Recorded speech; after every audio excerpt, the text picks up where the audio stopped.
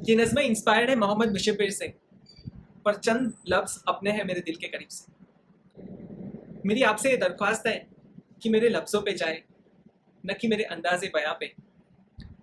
मेरे जज्बातों को समझने की कोशिश करें। ये जज्बात है एक बेटे के अपने पिता के लिए। नन्ही सी आंखें और उंगलियां मुड़ी हुई थी, ये बात तब की है जब दुनिया मेरे लिए सोई हुई थी। नन्ही सी आंखें और उंगलियां मुड़ी हुई थी, ये बात तब की है जब दुनिया मेरे लिए सोई हुई थी। नन्हे से शरीर पे पहनाते थे नए कपड़े, नन्हे से शरीर पे पहनाते थे नए कपड़े। त्योहार की मुझे समझ ना थी, पर फिर भी वो मेरे साथ मनाते थे। उनके खुद के सपने अधूरे थे, पर मेरे लिए बुन रहे थे। उनके खुद के सपने अधूरे थे, पर मेरे लिए बुन रहे थे। ये बात तब की है जब दुनिया मेरे लिए सोई हुई थी। बिस्तर को गीला करना हो या फिर रातों को रोना, बिस्तर को गीला करना हो या फिर रातों को रोना, एक पापा ही थे जिनसे छीना था मैंने उनका सोना। सुबह फजर तक गोदों में खिलाते, जुलों में जुलाते, फिर दिन में कमाते, शाम में चले आते। कभी खुद से परेशान, कभी दुनिया के सताए थे। एक पापा ही थे जो मुझे रोते हुए हंसना सिखाते थे। अल्फाजों से तो गूंगा था मैं, पर वो मेरे इशारे समझ रहे थे। मैं खुद इस बात से हैरान था कि वो मुझे किस तरह से पढ़ रहे थे। पापा तो छोड़ो यार, आ भी निकलाना था, पर वो पिता मेरी हर फरमाइशों को पूरा कर रहा था और मैं भी उनके लाड़ प्यार में अब ढलने लगा था। घर से वो निकल ना जाए, अब उनके कदमों पे नजारे इरकने लगा था। और मुद्दे तो हजार थे बाजार में उनके पास, पर कब ढल जाएगा सूरज, उनको इसका इंतजार था। और मैं भी दरवाजे की चौखट को ताकता रहता था। जब होती थी दस्तक, तो वॉकर से झांकता रहता था। देख के उनको मैं दूर से चिल्लाता था। जो भी इशारे मुझे आते थे, उससे उन्हें अपने करीब बुलाता था। और वो बाप भी सब कुछ छोड़ छाड़ के मुझे सीने से लगाता था। कभी हवा में उछालता था, कभी करतब दिखाता था।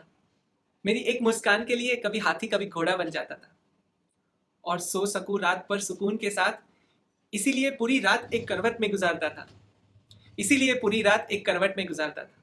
वक्त कटा, साल बढ़ा, पर तब भी मेरे लिए सब अनजान था। मैं फिर भी पापा की जान था। पर वो बचपन शायद अब सो चुका था और मैं जवानी की दहलीज में कदम रखने लगा था।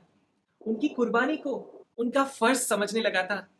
चाहे वो फिर खुद फटे हुए कपड़े पहनना हो और मुझे सबसे अच्छे कपड़े दिलाना, या फिर त्योहार पे वो खुद उपवास करना हो और मुझे मिठाई खिलाना। ये तपते हुए बुखार में वो ठंडे माथे पे रखी हुई पट्टियां हो, या मेरी हर जिद के आगे झुक जाना हो। वो बचपन था, वो गुजर गया। वो रिश्ता था, वो सिकुड़ गया। अपने बाप की हर नसीहत मुझे एक बचपना लगने लगी थी। बड़े दोस्त जो बन गए थे, अपने आप को नेक्स्ट जनरेशन जो कहने लगे थे। क्या जरूरत है बाप को, ये सोच मुझ में पलने लगी थी। और मैं उस कुर्बानी के बोझ को उठा नहीं पाया, इसीलिए वो शहर मैं कहीं दूर छोड़ आया। नया शहर था, नए शहर के लोग थे। मैं बड़ी कंपनी में अपने काम में व्यस्त रहने लगा था।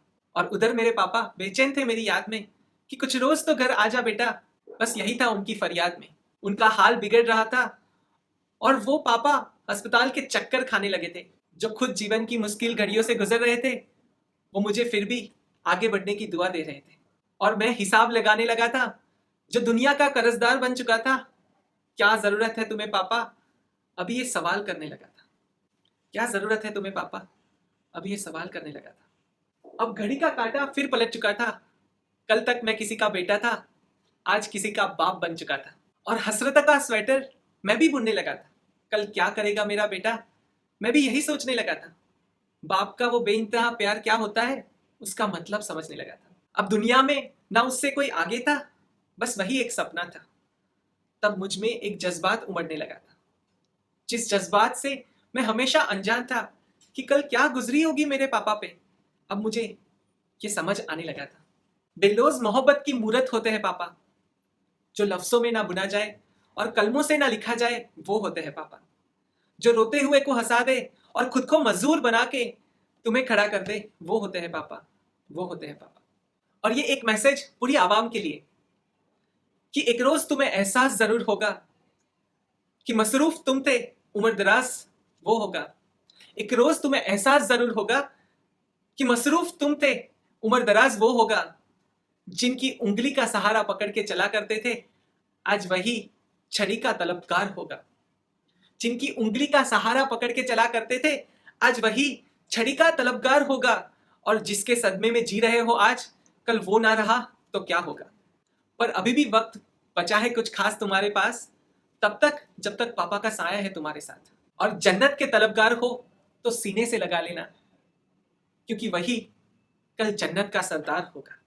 सब गिले शिकवे मिटा के चिपक जाना उनको, क्योंकि आज तो बाप होगा पर वो कल तुम्हारे साथ ना होगा, कल तुम्हारे साथ ना होगा। और मैं ये नज्म का कोई नाम नहीं दे पाया, क्योंकि मैं बाप को एक लफ्ज में बता नहीं पाया। अगर ये आपके दिल से छुआ हो तो एक बार शेयर जरूर करना।